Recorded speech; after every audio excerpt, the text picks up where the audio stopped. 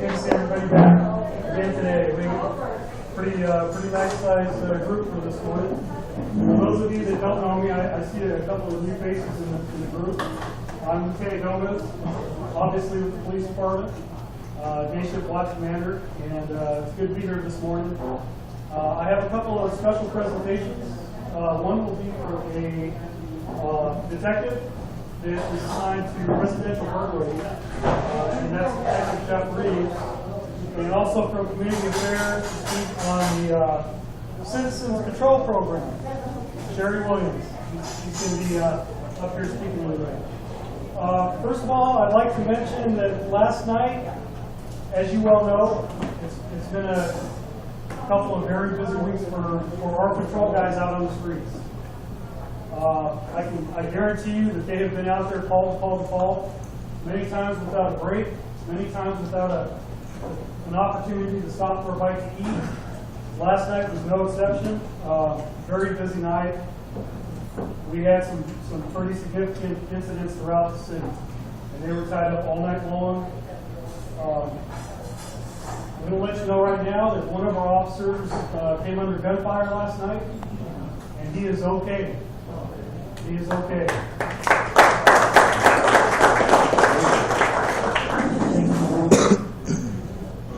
Luckily, he was not struck. This happened over near Baseline in Waterman, Avenue. At the Waterman Gardens housing complex. He responded to a call of shots fired, and he went on scene, started his investigation, and sure enough, while he was out there, the suspect opened fire on him, and he returned fire. Chased the suspects, because that's the kind of officers that we have out there. Got more officers on scene, and unfortunately, as good as the job they did, setting up a perimeter and everything, suspects were not located. So there's a lot of hiding places down there in that area. So he is okay. He was not struck, and he'll be all right. So needless to say, it was a very busy night last night. And it oftentimes it's like that throughout the week, and it was just one of those nights. A lot of the things that you don't often hear about, how busy our guys are, but I can guarantee you that they are out there constantly dealing with the issues that come up, responding to calls, and dealing with calls in progress. Okay. What I'd like to do first off is start off with Detective Jeff Reeves, who is going to provide some information on burglaries and what's happening here on the north end with respect to some of the trends related to residential burglaries. So, Detective Jeff Reeves, I'd like you all to please welcome him. Sure, like the kind of staff assigned to residential and commercial burglaries in the Northeast District, covering my partner who is serving this one right now, the Northwest District. So I'm going to be covering all the stuff in the Northwest. I am temporarily assigned up here. I work patrol as a corporal, so I can definitely vouch for what the lieutenant said about call to call and not getting breaks and not getting lunch. So I become smart and tactful. But after like 500 peanut butter and jelly sandwiches, it gets kind of old. So it is what it is. But we are also working hard, I can promise you that. What I want to discuss today, number one, is more of a proactive prevention versus a reactive solution. And unfortunately, as a law enforcement entity, we sometimes come out and do a lot of reactive solutions. We do positive money letters and calls, we come out, we take the report, we process the scene, we do everything that we can do as a law enforcement entity. However, there are a few things that we can do as a proactive prevention aspect to ensure that those things don't happen, or at least minimize the fact of those happening. So before I get into that, I want to talk about some numbers. I think numbers are important because we have seen a decline in numbers in the Northwest District. Over the number of burglaries we saw this period last year versus this period this year. So it is down to a pretty good percentage, about 10% from what it was last year, which is nice to know that we are reducing the number of burglaries that we are having. To give you kind of an idea of where we've been getting hit hardest most recently, is actually just west of here, from the 215 freeway to Manuel Avenue, from University all the way up to we had 5 burglaries in a 3-week period within that one small residential area. However, we did get 2 individuals in custody during a burglary in progress, and since then, the burglaries have stopped. So we would like to believe that we were able to proactively prevent further ones from a reactive solution that we were in the process of doing. So we have had some good luck with that recently here. Additionally, the last 30 days, what we've seen is 45 burglaries in the Northwest District alone. So that's just everything, pretty much in the Northwest area of San Bernardino. That's just in the last 30 days, like I said. So we're also doing the best we can trying to reduce these, but we need your help in that. Us as law enforcement officers, we cannot be everywhere at one time. It's absolutely impossible.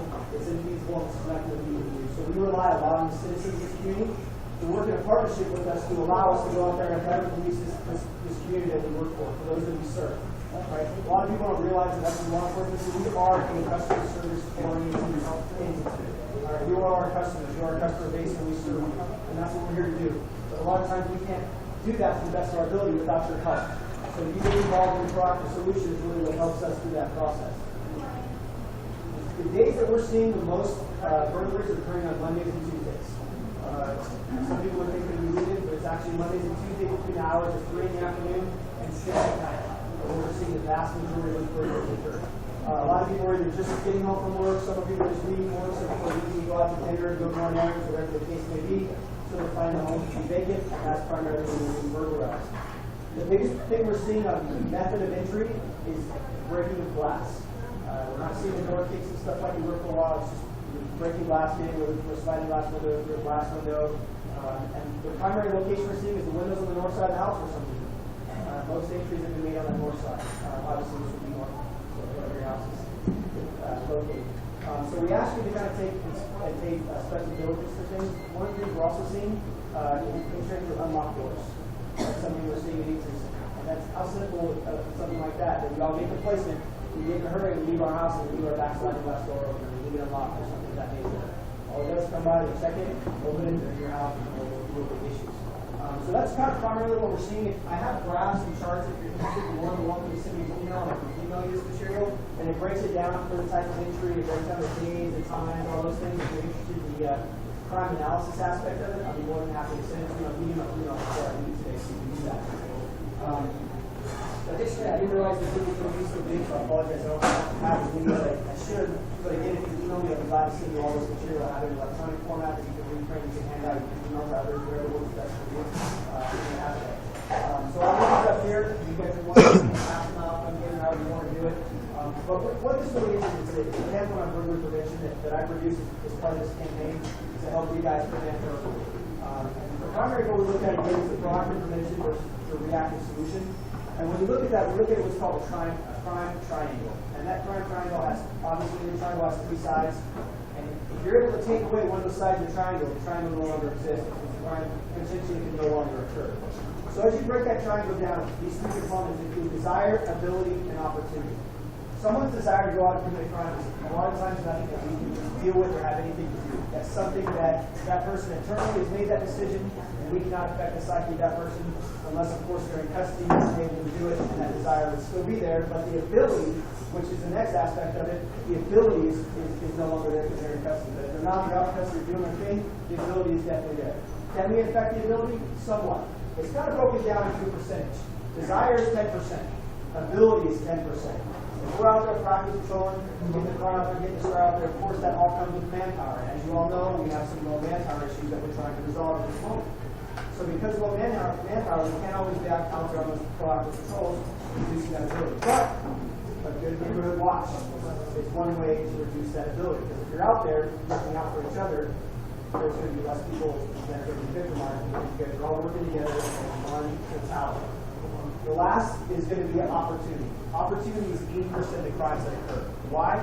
Because opportunity can be the easiest thing from walking by a house and seeing a window left open, to a rear gate open, to a garage door. A lot of garage burglaries occur in our city. Just because somebody parks their car in the garage, they go inside, they leave the garage door up, they've got valuables inside the garage, somebody walks by, walks in, grabs their stuff, walks off. A lot of times people don't even know what happened until they go to look for that happening several days later.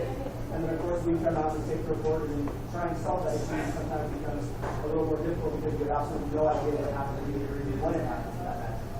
So we want to reduce that opportunity. Reducing the opportunity again comes from the prevention part. One of the things that we talk about doing here is we talk about doing a security assessment.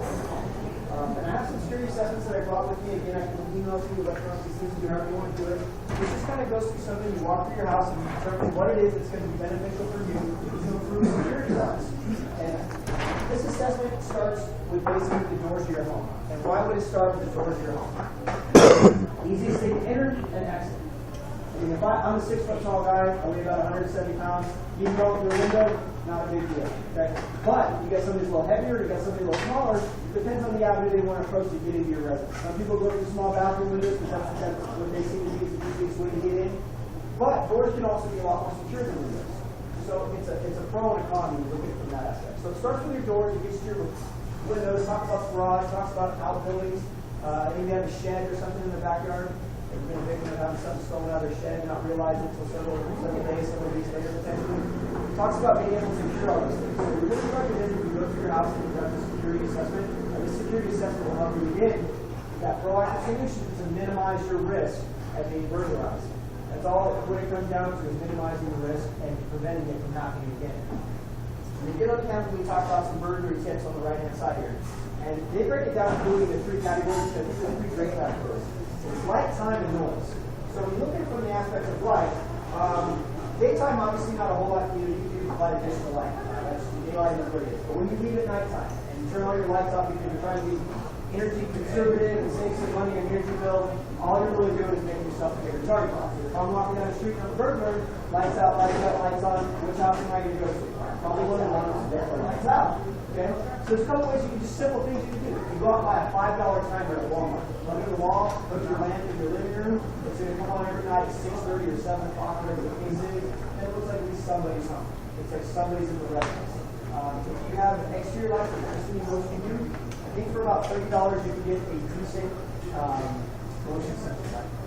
I went out and spent $60 on my house, and I had an actual get through on this one night. My wife was happy because they know I wanted to get. She said that was ugly, and so obviously you know how that all works. So I can see and got a nice thing for $30 more. But anyways, so all those things are important. You need to be able to protect because if someone's in an area which is much more lit, they're less prone to go into a crime because they're concerned about witnesses. You can see them much further away in the light. In the dark, all you see is shadow, and that's all you see. So light is definitely our friend. I promise you that. I spent some time deploying in a country far, far away, and I will tell you at nighttime, light was the best friend that I had. So I know that light is a huge thing that we can do, and it's minimal. Electrical bills really don't go up that much. A few cents a month, hopefully, and it'll keep your home safe. So front, back, exterior lighting, those are all things you can definitely promote. Time. What I mean by time is how long it takes that individual to make a retreat into your home. What that means, adding a deadbolt to a door that doesn't have it. When you add a deadbolt, you want to use a 1-inch throw. You know what I mean by 1-inch throw? The bolt itself being at least 1 inch long. Okay, if it's any shorter than that, the more simplistic people go and break away the casing of the door because the bolt is not that far into the casing of the door. Windows. They sell these little locks. They're about $2, little metal locks. You put them a little bit Home Depot and you put them on the front of the door. Go buy a dowel or a lock, cut it, put it in there. That way they can't use it. The locks they put on the windows from the manufacturers, very easy, very simplistic to get by. It takes only 1 seconds. So anything you can do to increase that. Front door, door kit for a while. They sell this thing, it's $20. And it's kind of like a, kind of looks like a pig. We use her in search warrants to get open doors. It's a long rod, it's got little fingers on it, they go underneath the door handle, and then it's got a boot on the bottom. It adjusts. When you put that underneath the door handle of your front door, it goes against the floor. So the back comes in, the door kit from the front door, the door stays there, and he goes backwards. It's actually kind of funny to watch. Just going to go there and see it. So that's something you can protect yourself from getting door kicks. It's on that force against the door, not letting it be accessible. So again, how the time that it takes for someone to get it. Because if they're out there and they're working, they're going to get discouraged and they're going to go find an easier target. We call this target targeting. And when you target target, it's a lot more difficult for those who are trying to take advantage of that target to seize it and do what they need to do with that. The last thing is noise. What do I mean by noise? Well, a dog. Some of us aren't dog people, I get that, but if you're a dog person, a little dog will yap, yap, yap, yap, yap, yap, yap. That, to me, I have a dog behind me that's a little yappy dog, and that dog goes off, and I know something's going on, so I'll go and I'll look. Because the dog typically doesn't bark for no reason. It's just someone's there, there's something going on, whatever the case may be. You got a big dog, yeah, that's great too. And you got the intimidation factor. However, I wanted to do a recent in-custody burglary report, and one of the burglars admitted to dumping Cheetos outside the window to keep the dog busy. So if you have a Cheeto-eating dog, that may not work out that well for you. So, obviously dogs aren't a fail-safe or fail-proof, but it's something that can help you out. In addition to alarms, a lot of people think that the alarm system doesn't work for them. They are expensive. I've seen companies out there that do it for as little as $50 a month now. Your traditional company is doing between $25 to $35 a month for alarm monitoring. But alarms can be a great asset. They have alarms now that if they cut the power, they battery back up, and it still activates and it makes a noise and you want it to be. See, a lot of people put the siren deep inside the house. That doesn't really help. You want to put the siren close to you, next to your wall, close to a window, so you can go back, other people outside can hear. Additionally, alarm systems have developed so rapidly now with technology, like my house. I have cameras in my house. I can pull my iPhone, I can get on my iPhone, and I can watch everything that's going on in my house from my iPhone. These cameras have sensors, so as soon as something activates and I get a message on my phone, camera 21 or camera 5 has been activated. I know camera 5 is going to be my entrance camera, or my backyard northeast side camera. Whatever the case is, you get on there and you watch, and you can see a guy trying to break me home, call the police, hey, I got this guy currently breaking into my house right now, and get somebody out there. Obviously, it's faster out. So those are things that technology-wise definitely assist us. So if you can learn those two things, light, time, and noise, I think that'll help with that proactive prevention. Additionally, your lives are very valuable. Property can be replaced. It's just a TV, it's just a chainsaw, it's just a lawnmower, it's just a tool. Please do not confront. Obviously, unless you're in a position where your life is in danger, you just have to protect yourself from the understanding aspect. But don't confront them on calling police. Once you're in the previous, be aware, be alert, and be a good witness. Those things really help us. You'll be amazed on your photo lines that go out and do that people who actually saw it earlier occur, like, oh, that's the guy right there. And they identified for it because they were a great witness. They paid attention to what they were wearing. They paid attention to hair. They paid attention to clothes. They paid attention to anything specific about their individual license plates, cars, all those things. That helps us solve problems. If you see something that doesn't seem right, it's probably because it's not right. If you just pay attention and they see that someone's watching, maybe that'll be another factor to not be able to preserve that aspect of conserving as well. Additionally, after these things occur, we see these houses broken and all those properties. We go there, and there's absolutely no serial numbers. You can't tell us, oh, it kind of looked like this, kind of looked like that. There's a lot of things out there that they have that you can kind of protect your property and hopefully help us get it back. We have a system that we can go into. Anytime somebody finds something, I can go and I can look up the serial number, I can look up the model and make, and I will get a hit back of all the things that we find in the pawn shops that are around us. We've recovered a lot of property, TVs, tools, equipment. If you name it, we recovered jewelry. We recovered a lot of that stuff in the pawn shop because number one, the person took photos of it, got a very good accurate description of it. If it has a serial number, write it down, or take a picture of it. Keep a little book. I have a book at my house. Anything that's very important to me, all my guns, all my major electronics, all those things, I have a book at my house with a picture of it, and there's a serial number associated with it, along with an approximate value of what it was.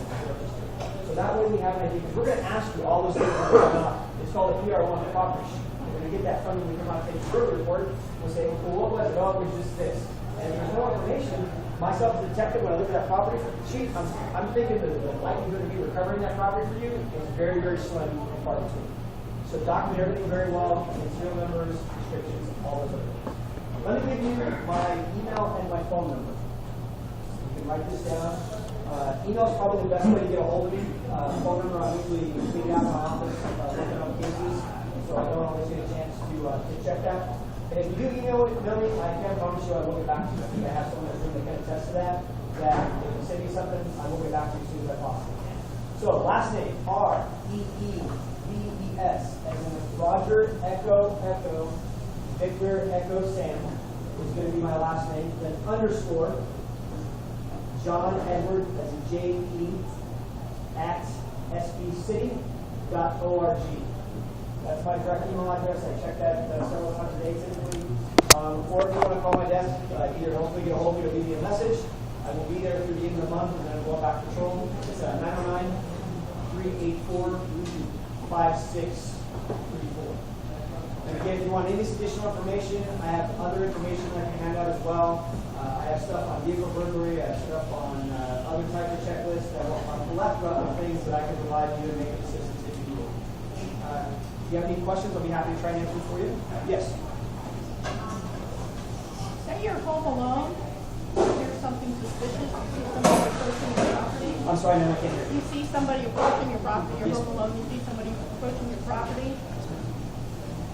They're attempting, and as far as I would be concerned, they're trespassing, they're attempting to do something. I'm not in a position where I can get to a phone.